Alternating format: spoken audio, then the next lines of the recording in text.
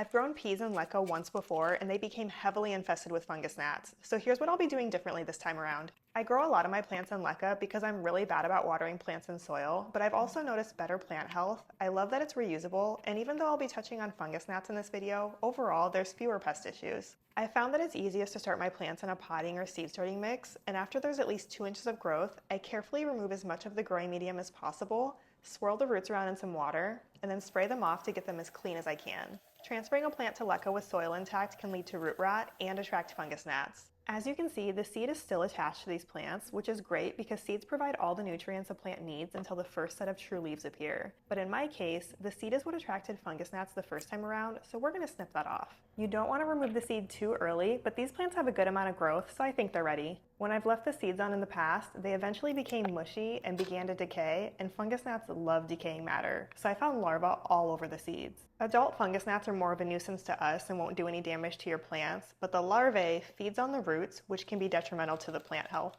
This step is pretty easy. I usually just hover the plant in place while pouring the LECA around it, and then I go through and fill in any open spaces. These are called Tom Thumb peas, which is a dwarf variety that only gets about 8 inches tall, so they should be self-supporting, but I found the cutest little trellis that I want to try out on one of them. Now I'm just adding my nutrient-rich water. Right now I'm using Foliage Pro to focus on leaf growth, but when I get to the flower and fruit stage, I'll probably switch to AeroGarden liquid plant food. One plant is going on my wall garden where it'll be able to climb up this grid wall panel as it gets bigger, and the second one is just going under a grow light in that same area. Here they are 5 days later. It looks like they've both doubled in size, but be sure to follow because I'll be back with an update as soon as they're ready for harvest.